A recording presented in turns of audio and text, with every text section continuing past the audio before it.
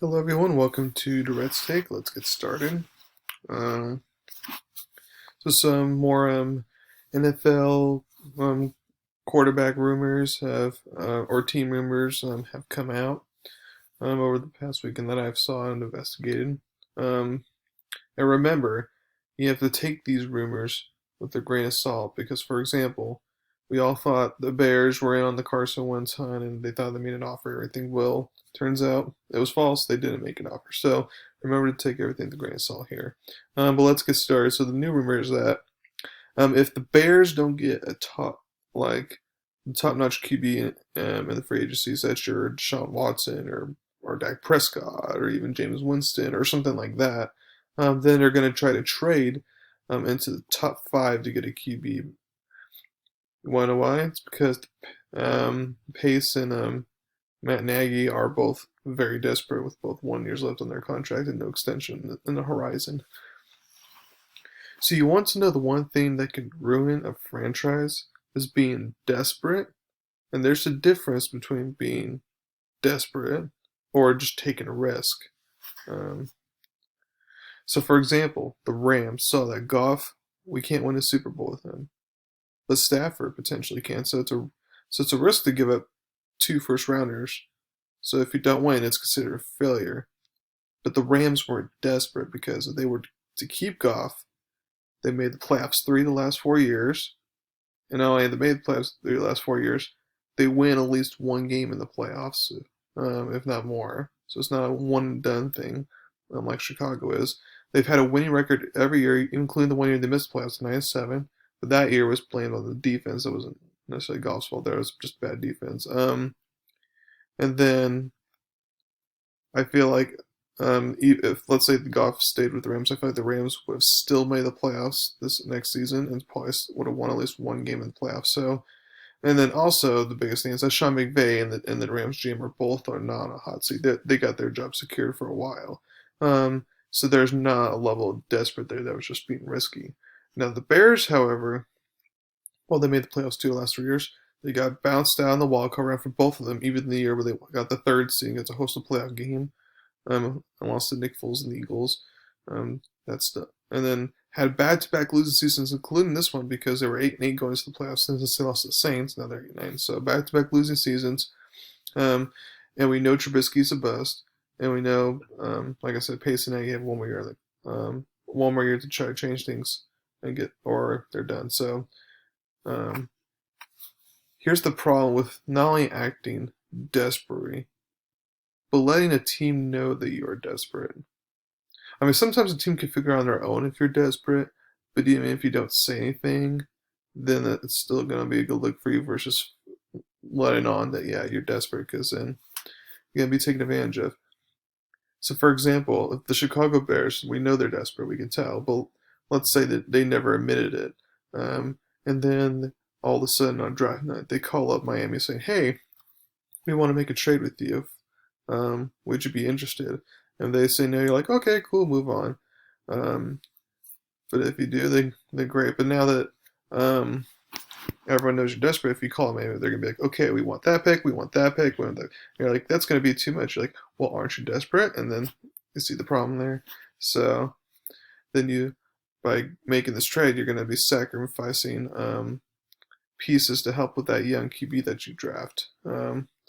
Plus, it's not even a guarantee that this QB you potentially trade for in draft will work, especially with Chicago's recent history of QBs or indications about how a franchise will find a way to get it wrong or not help them be great. So it's not something I would rely on. Now, not that I got that out of the way.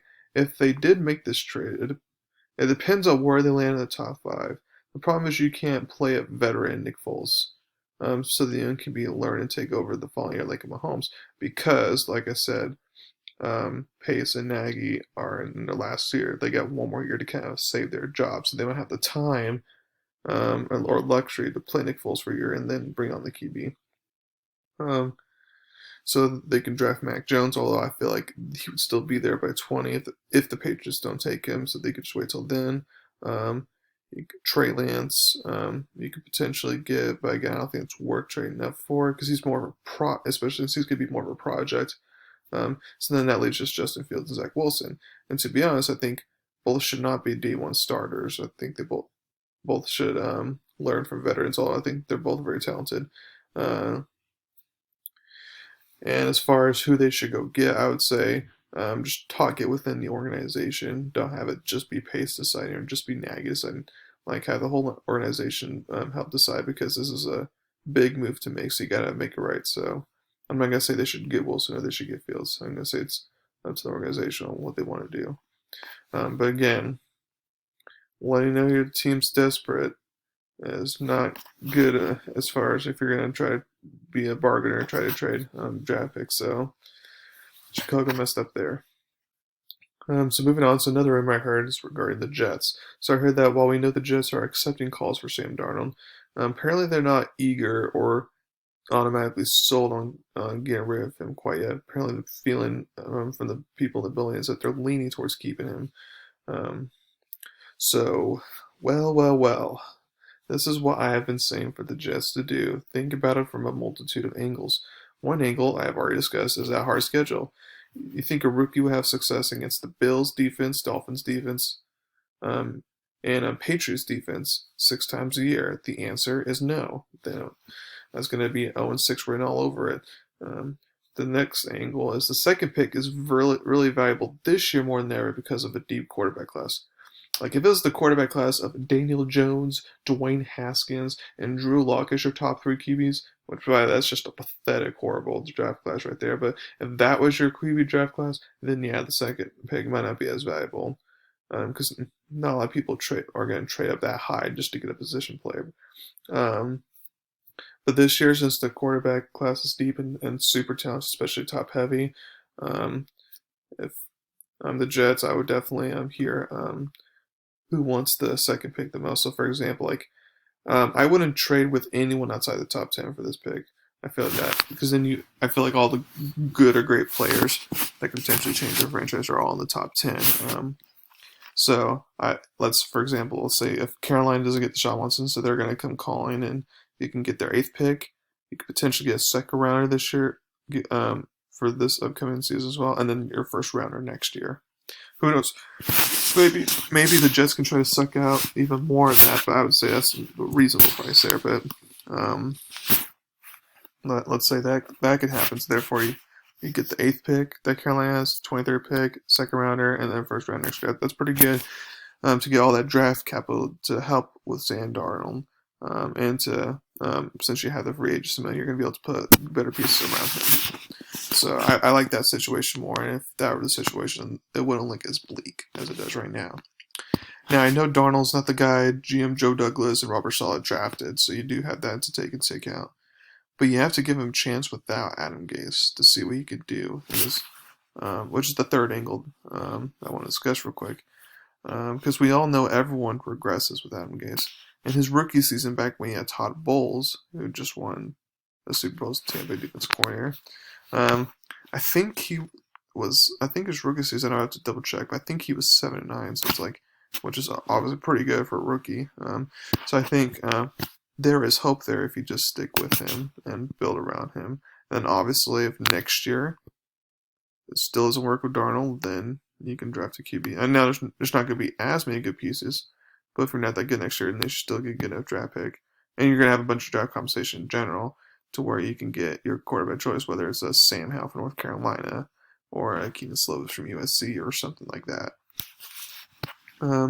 So one more thing I want to talk about real quick. This has actually been out for a little bit of a while now, around a week, but there's been multiple NFL teams that say that Zach Wilson is their number 1 QB choice over Trevor Lawrence. And it's actually very interesting. There's a sports analyst, Colin Cowherd, on The Herd. I liked his kind of analogy, if you will. So he was comparing Trevor Lawrence to like a Zion Williamson. That's a guy. You just gotta take it. He's clearly the best player. So then that would make Zach Wilson kind of a Ja Morant, which is obviously not a bad consolation prize at all. Ja Morant's very good. And like I would say, he definitely has a lot of talent like Zion Williamson does. But comparing to the two, we all know going to the draft, like even like Zion Williamson is the better player, then that's the player you should draft type of thing. So that's what it kind of is here. It's like Lawrence is the better player you got to draft him. Now, I'm not saying he doesn't have any flaws. Like some people say, oh, he has no flaws. But yeah, he does have flaws. We said there's been, like Kyler Murray, he was the unanimous number one quarterback going to be off the board. He had flaws. And then obviously Goff and Winston, all number one corners, they all had flaws. Even Andrew Luck coming out of college, he still had flaws, and he was unanimous number one pick and was a pretty good quarterback in the NFL. So there's always going to be flaws with every single quarterback. So I'm not buying into that deal of Lawrence not going to play. He does have flaws.